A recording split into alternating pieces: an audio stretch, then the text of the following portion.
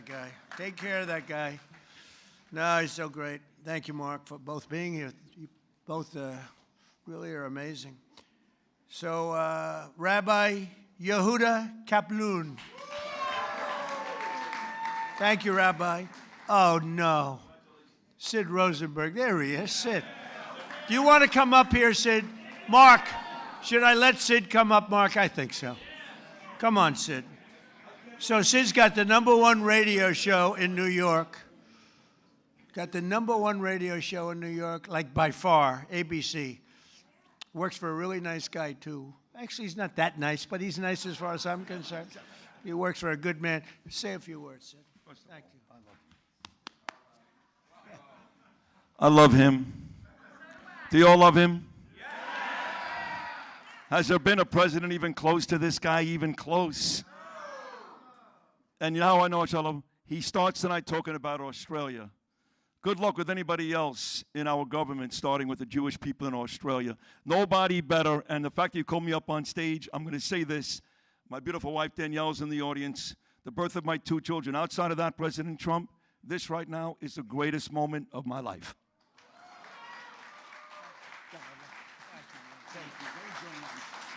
He's almost crying. He never cried. He hasn't cried since he's a baby.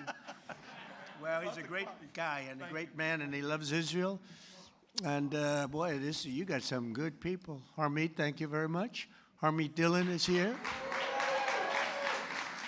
And she sues the ass off of anybody that is anti-Semitic. She's doing a lot of them right now. Harvard wished they never heard her name, right? They're going to pay a lot of money, right, Harmeet? We're going to pay a lot of money. Sid, it's an honor to have you up, and you do a great show, and we appreciate it. And say hello to the Casamatides person, who's fantastic. And another person, I really love her. I think she's a beautiful woman. You're not allowed to say that anymore, because if you do, it usually means the end of your political career, but I've been threatened much worse than that. I think she's a beautiful woman, inside and out. Liz Pipko. Liz, come up here. Enough with the Sid and the Mark. Come on up here.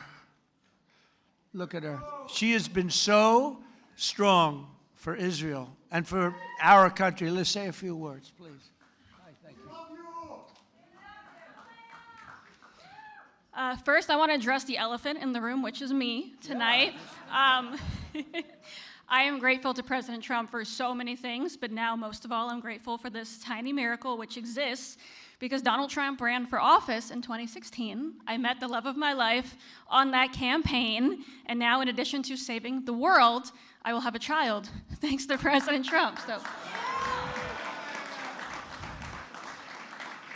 And much more importantly, the Jewish people have been through a lot, of course, the last few years, last weekend, and I just hope on this holiday of miracles, we realize what a miracle it is to be in the greatest country on the face of the earth, in the most beautiful building, and with the greatest president this world has ever seen.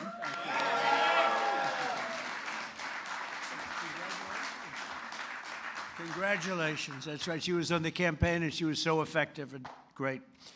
And we always have to remember the ones that have been great in good times and bad. That's why Mark and the people I introduce, because I don't introduce them when they're just sort of good.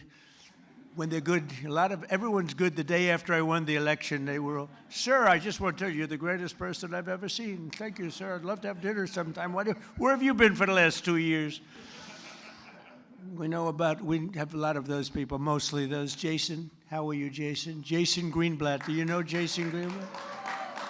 He worked for me for years. He's a great lawyer. Then he made a lot of money, and he said, I'm getting out. And you focused on Israel, right? That was the focus. He says, I love Israel. I just want to focus on Israel. It's good to see you, Dave. I haven't seen you in a long time, but he was a great lawyer. Here's another great lawyer, David. Good to have you here. Good to have you here, David. And we have another person that's a very special person. She received the Presidential Medal of Freedom. She is a beautiful woman, actually, in my opinion. Another one. That's 2 reasons now. And third, by the way, Mark, we have 3 reasons, Mark, because your wife is incredible, always, from day one. But I think it's okay if we ask Miriam Adelson. Do you want to come up, Miriam? Come up here, Miriam. Miriam gave my campaign, indirectly and directly, $250 million. She was number one. When somebody can give you $250 million, I think that we should give her the opportunity to say hello. And Miriam, make it quick, because $250 million is not what it used to be. Okay? Hello, darling. Come on. Incredible woman with a great husband, a man that loved Israel. Well, Mr. President, when you were in the Israeli parliament and you gave a speech and you saw me from far away, at that time I came with a scooter to the parliament just to hear you. I wanted to hear you alive. And then you said, Miriam Adelson, and I stood for a second, but it was so painful, so I sat. Then you screamed, Miriam, stand up! And I wish you would have known, but I stood up and heard all your compliment, and thank you very much. I saw you back there standing. Yeah, you saw me. She stood Thank up you. bravely. And now I met Alan Dershowitz, and he said the legal thing about 4 more years, and I said, Alan, I agree with you, so we can do it.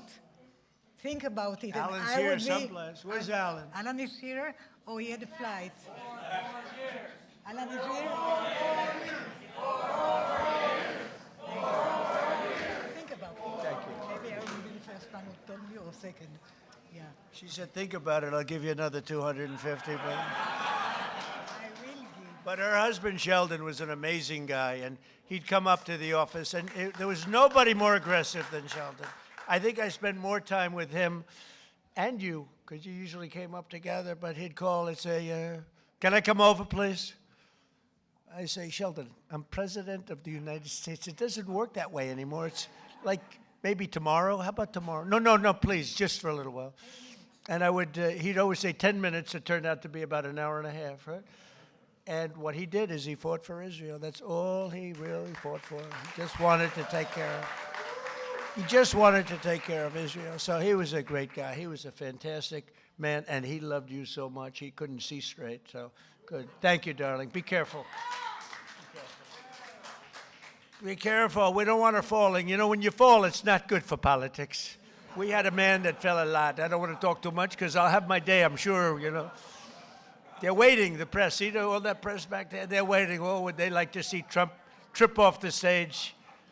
I would never live it down. But anyway, and we have so many friends. I can't mention everybody. We have so many friends. Hello, my man. How are you? Boy, we have good people here tonight, huh? This is the A-list. This is the A-list of any list. But it's an honor to have you all. It really is. What you've done and what you've gone through is incredible. And as a people, there's never been anything like it.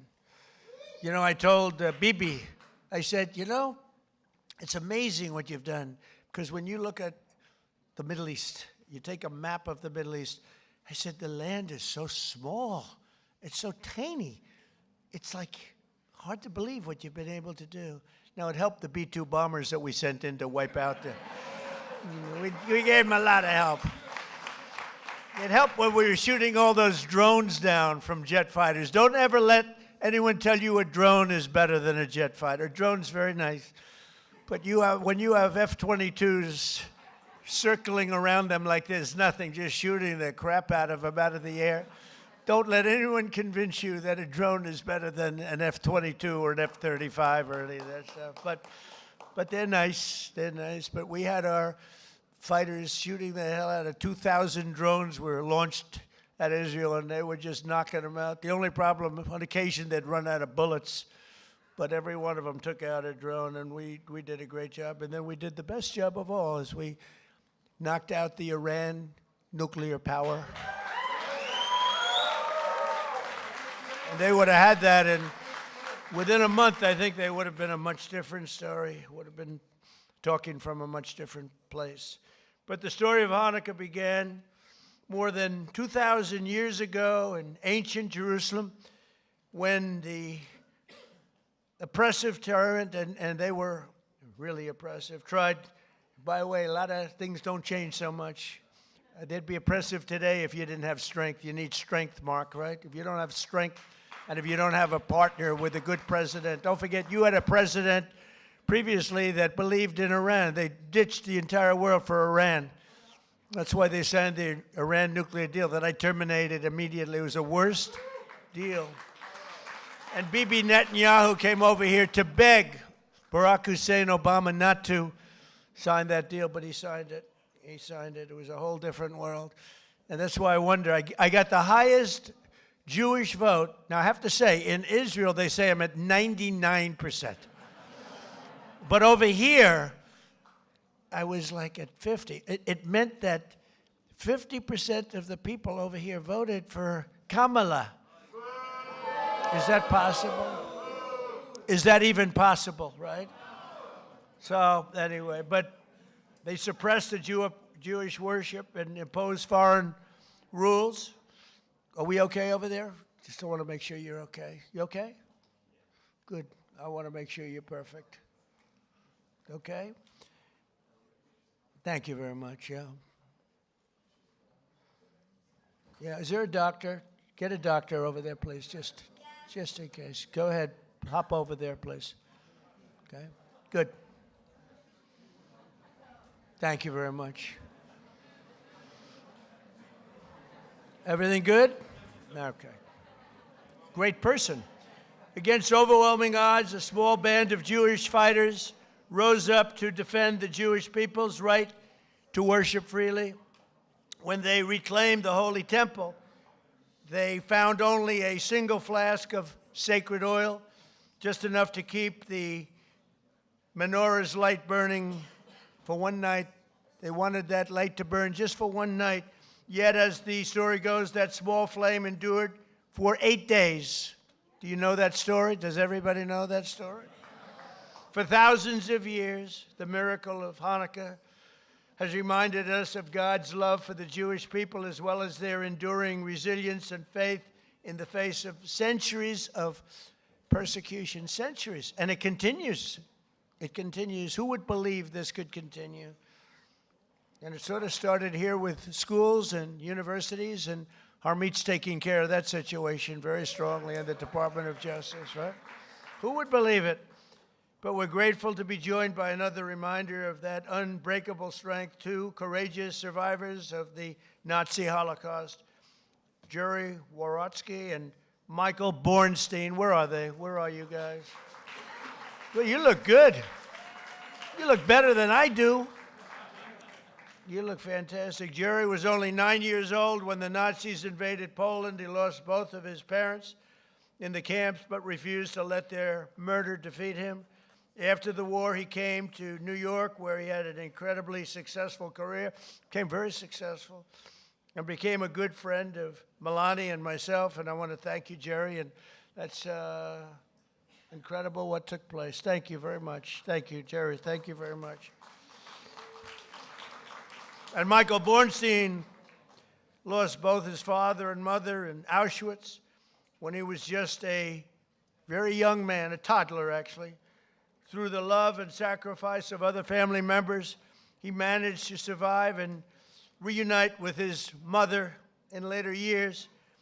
They would come to America, where Michael received a scholarship to college and eventually earned a PhD in chemistry and became one of the most brilliant chemists anywhere around. So Michael and Jerry, I want to just thank you. We're honored to have you. This whole group of people are very honored to have you both. Thank you very much. Thank you. Thank you very much. Thank you, Michael. As President of the United States, I will always support Jewish Americans, and I will always be a friend and a champion to the Jewish people. I have been. And I will say, you know, if you go back 10, 12, 15 years ago at the most, the strongest lobby in Washington was the Jewish lobby. It was Israel. That's no longer true. You have to be very careful. You have a Congress in particular which is becoming anti-Semitic. You have AOC +3. You have those people, Ilhan Omar, she hates Jewish people. And you have to be very careful because there's been a big change. You know, if you go back 15 years ago, I'm not Jewish, but my father was very friendly with many, many Jewish people, was honored by Federation. I would go with him to Federation of Jewish Philanthropies and many other things. And we grew up respecting and loving Jewish people. You know, you don't even think about it. In Brooklyn and Queens mostly. And my father didn't go to Manhattan. He never went to Manhattan from the standpoint. He could never understand how in Brooklyn you could buy a piece of land for $3 a foot and how in Manhattan you had to pay $1,000 a foot. He said, I can't get that. I don't like it. I like to buy it for $3. So it was different. It's a different thinking. In a way, I'm glad he didn't do that because he let me have some of that fun. And I had a lot of fun in Manhattan. We did great. But my father would tell me the most powerful lobby that there is in this country is the Jewish lobby. It's the Israeli lobby. It's not that way anymore. You have a lot of people in your way. You have a lot of people that don't want to help Israel. You have a lot of people in Congress that don't like Israel. You have a lot of people in Congress that, in a way, I think, Mike, we could say it, right? You're there. You're doing an amazing job, Mike Lawler. They hate Israel. They hate Israel. And if you would have told me 15 years ago that that was possible, Jason, I would have said, there's no way. There's no way that's possible. But it's happening. And obviously, it's getting progressively worse. Less so in the Senate, but the Senate's starting also.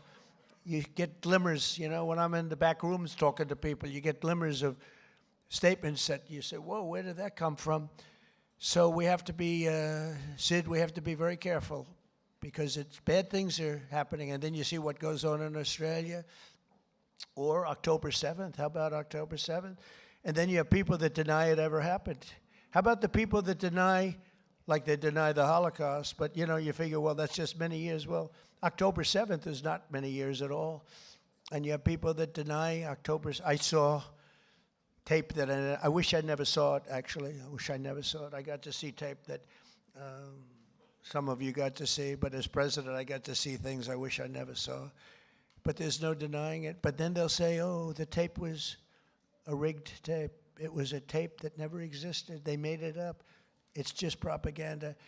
I don't know if they believe it. I don't think they believe it, but you have to be very, very careful. Bad things are happening, and we're not going to let that happen. While I'm president and the DOJ and Harmeet, we're not going to let it happen, but please be vigilant and careful because you have some bad people that are now in Congress that were unthinkable to be in Congress 12, 13, 14 years ago, 15 years ago.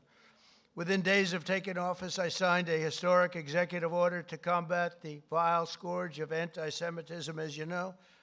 It's the strongest executive order of its kind ever signed. And we're also mobilizing federal resources to protect Jewish students and faculty. The faculty is under siege. The students are under siege. When you look at Columbia, you look at Harvard, you look at some of these schools, what's going on. But the faculty on campuses across America and are deporting foreign jihadist sympathizers and terrorist supporters at record levels. We're deporting them. We're not putting them in jails. We're deporting them. I terminated the disastrous Iran nuclear deal. And this summer, we obliterated Iran's nuclear program like nobody's ever seen. And even that CNN fake news, they're back there. The camera's roaring. The light will go off in any second now.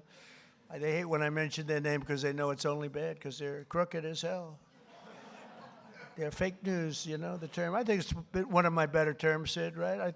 I don't think anybody takes it away. We have some good ones, Pocahontas, but I think fake news is probably pretty good. The only problem is it's actually not strong enough. You know, fake, it's crooked, corrupt, disgusting news, but we'll have to do with fake. But fake isn't strong enough. That's the only problem. It's actually, I wish I could come up with a word that's really more powerful than fake, but fake is good enough. But CNN with the attack on Iran, They said, well, I used the word we obliterated them. You know why? Because the pilots told me they know better than anybody, and the pilots told everything, and then we had visuals. And these pilots are coming back after having endured the most dangerous ride. I said, did you guys, I had them all to the Oval Office. After 2 weeks after the attack, I had them all. I had the pilots, and I had the people that maintained the planes. I had the people that fly the tankers. We had 52 tankers because we had the 7 major planes. We also had 4 planes flying of the B-2, flying in different directions. Iran didn't know what the hell was happening. But we had a whole force of F-22s, most beautiful fighter jet ever made, most powerful fighter jet ever made. And F-35 is a brand new one. And they're stealth. Believe me, they're stealth because they went into Iranian airspace, and Iran never saw anything. And it was, think of this, 2 o'clock in the morning. It was dark at night. There was no moon at all, no light, no nothing. And every single bomb went right down those air shafts into granite mountains, right down those air shafts. At 2 o'clock in the morning with no vision, every single bomb hit its target. And CNN said on the way back, they were on the way, they hadn't even landed yet, well, maybe the attack wasn't that bad. Because I used the word obliteration. I turned out to be right. The Atomic Energy Commission shortly thereafter said it was total obliteration. Iran actually said it was total obliteration. In fact, they said touchdown. Yeah, it was a touchdown. But it was amazing. And we've never had an apology from CNN, So you have fake news against you, fake news. And I didn't fight for you. I wasn't fighting for you there. I was fighting for those pilots that were so brave to go there. When they came into the Oval Office, I said, you can't seriously enjoy this. They said, sir, we enjoy every minute of it. We were practicing this and the predecessors. We were practicing for 22 years, they said. For 22 years they were practicing. And no president had the courage to let them go and do that. They wanted to do it for 22 years. And the predecessors mean the young pilots at the time. But for 22 years, 3 times a year, they were practicing that run. And I'm the one that said, let's go get them, let's do it. And if we didn't, and they thanked me.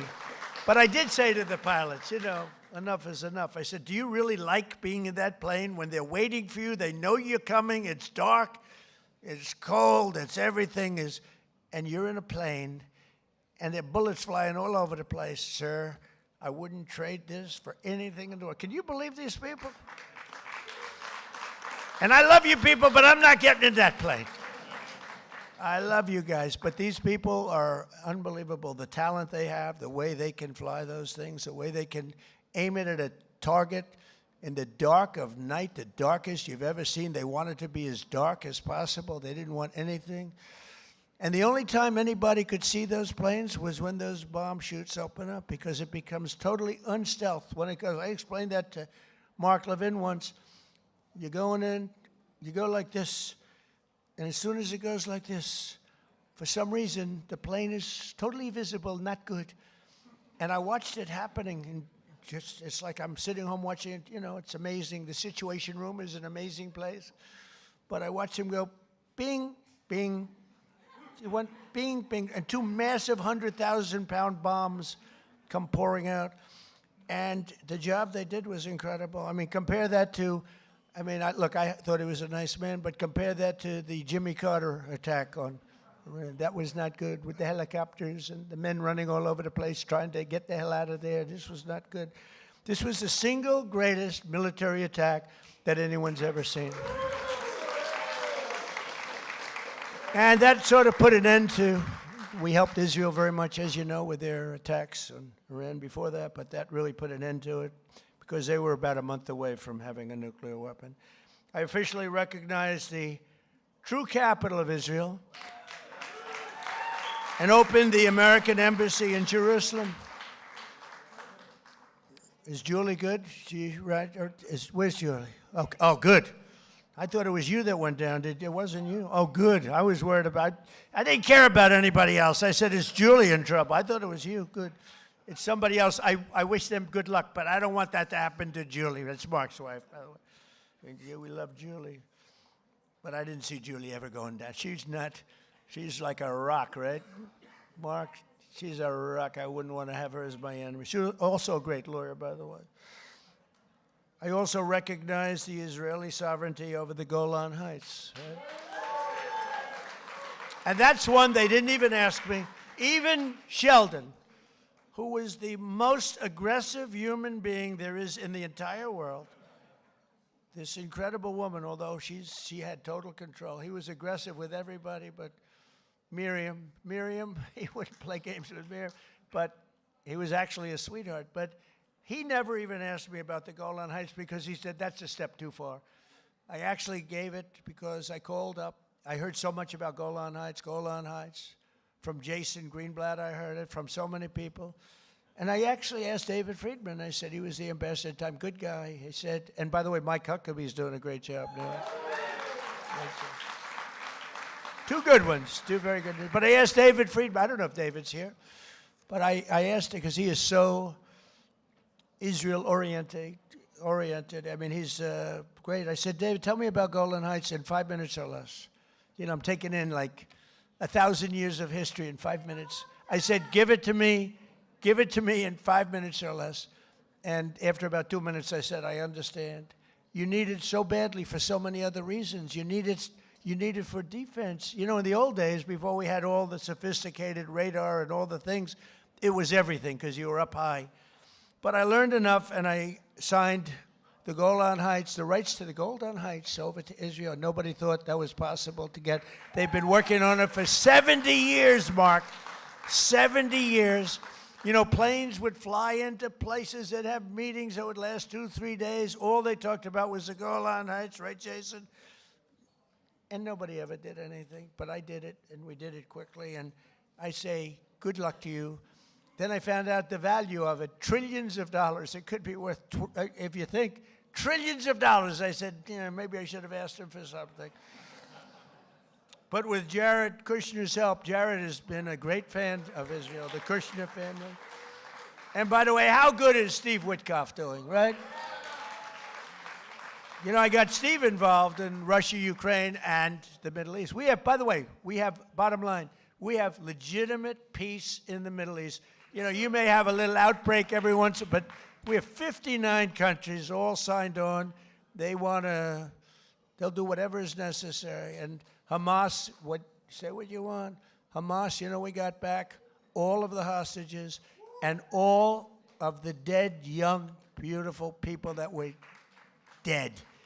And nobody thought that would happen. In fact, I even said, the toughest are going to be that final 20. We're never going to get them. But we played very tough, and we were very tough. We meant it. And we wanted to get back the 28 dead. 28 dead, young, beautiful people dead. Most of them, I think, pretty young. All of them pretty young.